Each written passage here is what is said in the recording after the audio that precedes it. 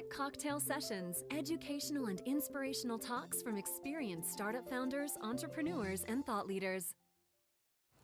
Do you know that in 1991, 6 out of 10 top managers wanted to be sheep? Only 37% of top managers at the time wanted to be category innovation leaders. By 1999, that number had soared to 95%. I'm sure you can guess what happened, right?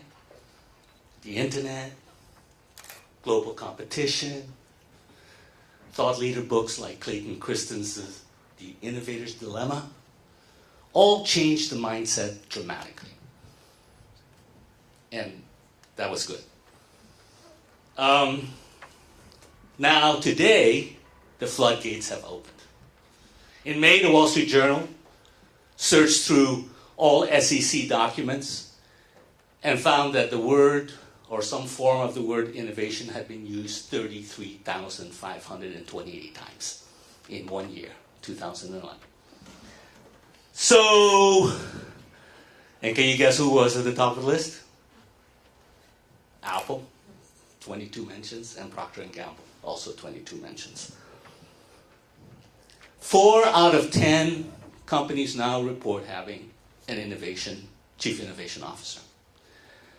But what is actually quite remarkable is that same Capgemini study that reported that says that the majority of companies think that's only for appearances, because they really don't have a viable innovation strategy for their chief innovation officer role.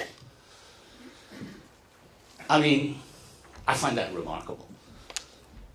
As a 5-time entrepreneur who has always been kind of at the leading edge, I think this whole perfunctory, let's be innovative across America, is kind of disheartening. So as the indefatigable cheerleader that I am for, technology and innovation and being a trendsetter, about a year ago I decided to go out and create a crowdsourcing engine to help bring more innovation to America, to help reinvent it. As Brittany mentioned, America is in a pickle. We are $87 trillion in debt, with no viable strategy to pay it back. So, the only way we can do is we need to reinvent the country and dramatically up the amount of innovation. That can be kind of a tough nut to crack. So I thought, what can I do? What can I do? One of my startups back in 1991 was a cool startup called Atelier Systems that created a super easy to use CRM software program. Personal Communication Manager is what I called it then. And, Tony wants to start $50 million worth of startups here in Las Vegas. And while they'll all share many challenges, I thought, well, perhaps I can help reduce one of those challenges, and that is to create an easy-to-use CRM software program that you actually enjoy using. I stress the word enjoy. Because as you well know, whenever you go out and do an event or you got to put together a list of your top customers, inevitably it ends up in a spreadsheet and you're using .csv and you need to know about comma and tab delimiters, and before you know it, you give up. You give up on this stuff. It's hopelessly complex.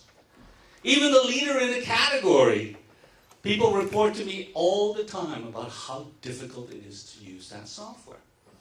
And as you well know, whether it's VCs or customers or partners or anybody else, you need to have a really great way and a fast way of being able to categorize your prospects. When you come back from your trip, please think about what I just told you. You're going to have a stack of business cards from all these people you met. You're going to have a horrible experience of having to enter them all. And remember what they said? and why they contacted you or whatever. These are incredibly challenging but absolutely simple infrastructure challenges that have yet to be solved by any viable CRM software startup. So I'm going to lend my support in reinventing America by helping all these Las Vegas and all the other American startups have a much easier time with a next generation CRM software program. I'm looking for partners. If you're interested in joining, we're going to break all kinds of records because remember, in the Dun & Bradstreet worldwide database, there are 205 million records. And I thank you very much for listening. Thank you.